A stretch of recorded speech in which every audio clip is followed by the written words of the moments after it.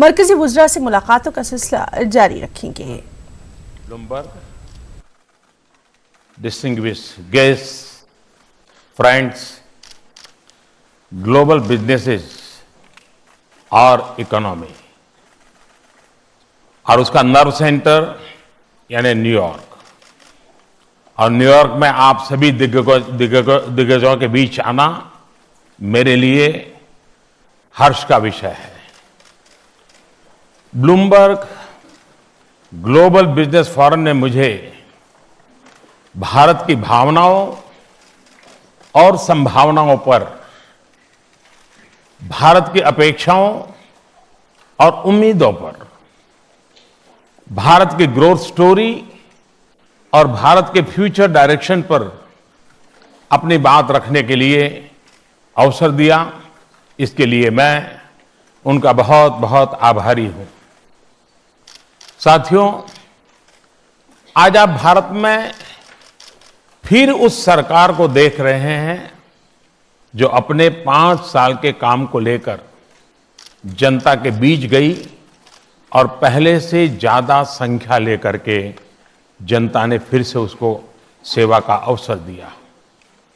आप लोग अपनी बातचीत में अक्सर बिजनेस सेंटिमेंट की बात करते हैं।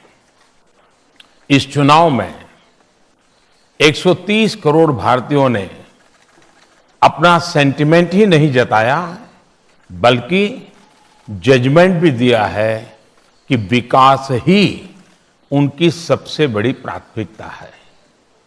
और यहां बैठे बिजनेस लीडर समझ सकते हैं कि विकास के पक्ष में यह सबल मैंडेट वास्तव में भारत में नए अवसरों का एक प्रकार से ऐलान है। आज भारत की जनता उस सरकार के साथ खड़ी है जो बिजनेस एनवायरनमेंट सुधारने के लिए बड़े से बड़े और कड़े से कड़े फैसले लेने में पीछे नहीं रहती। आज भारत में एक ऐसी सरकार है जो बिजनेस वर्ल्ड का सम्मान करती है, वेल्थ क्रिएशन का सम्मान करती है। साथियों, आपकी जानकारी में होगा कि अभी कुछ दिन पहले ही हमने कॉरपोरेट टैक्स में भारी कमी करने का फैसला लिया है। ये निवेश के स्तर से बहुत क्रांतिकारी कदम है और इस फैसले के बाद मेरी बिजनेस वर्ल्ड में के जितने भी लोगों से बात हुई, जिनसे भी मुलाकात हुई, वो इसे बहुत ही ऐतिहासिक कदम मानते हैं। इस दौरान निवेश बढ़ाने के लिए एक के बाद एक कई फैसलों का ऐलान सरकार द्वारा किया गया है। हमने नई सरकार बनने के बाद अभी अभी 50 से ज्यादा ऐसे पुराने कानूनों को भी समाप्त कर दिया है जो विकास के कार्यों में बाधा उत्पन्न कर रहे हैं।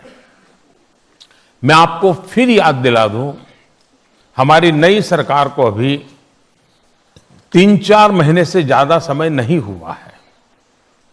आज इस मंच से मैं कहना चाहता हूं कि ये तो अभी शुरुआत है, अभी लंबा समय आगे बाकी है।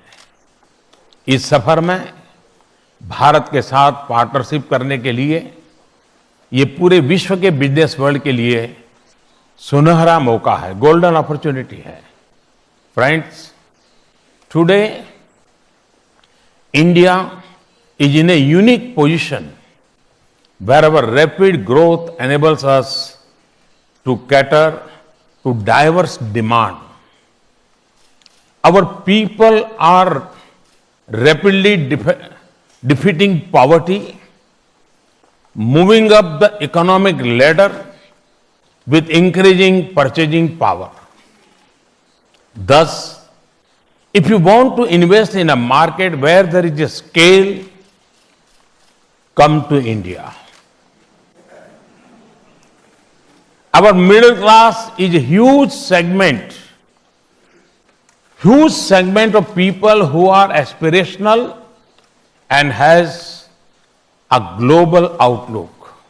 Thus, if you want to invest in a market where the latest trend and futures are appreciated, come to India. Our youth are one of the largest users of the app economy. From food to transport and from movies to hyper-local delivery, startups are acing everything. Thus, if you want to invest in startups with a huge market, come to India. Our infrastructure creation is expanding at a fast pace, from highways to metros, from railways to ports, from airports to logistics. Each sector is seeing massive investment and tremendous potential. Thus, if you want to invest in one of the world's largest infrastructure ecosystem, come to India. We are rapidly modernizing our cities and equipping them with latest technology and citizen-friendly infrastructure. Thus, if you want to invest in urbanization, come to India. We have opened our defense sector like never before. If you want to make in India, for India, and for the world, come to India. We are building tens of millions of homes for the poor and middle classes. This is perhaps the largest housing efforts in the world. Thus, to invest in reality, come to India. साथियों, भारत में infrastructure के विकास पर आज जितना हमारी सरकार निवेश कर रही है, उतना पहले कभी नहीं किया गया। अब हम आने वाले वर्षों में 100 लाख करोड़ यानी लगभग 1.3 ट्रिलियन डॉलर आधुनिक इंफ्रास्ट्रक्चर पर खर्च करने जा रहे हैं। इसके अलावा भारत के सोशल इंफ्रास्ट्रक्चर पर भी लाखों करोड़ रुपए खर्च किए जा रहे हैं।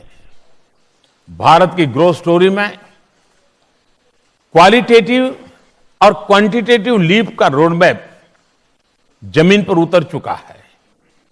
अब भारत ने एक बड़ा लक्ष्य रखा है, देश को 5 ट्रिलियन डॉलर की इकोनॉमी बनाने का।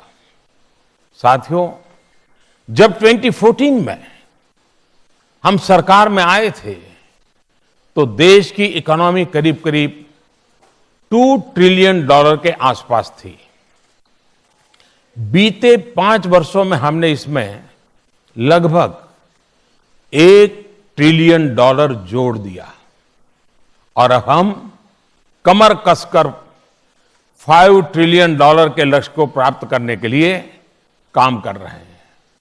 फ्रेंड्स, इस बड़े टारगेट को अचीव करने के लिए हमारे पास कैपेबिलिटी भी है, करेज भी है और कंडीशंस भी हमारे साथ है।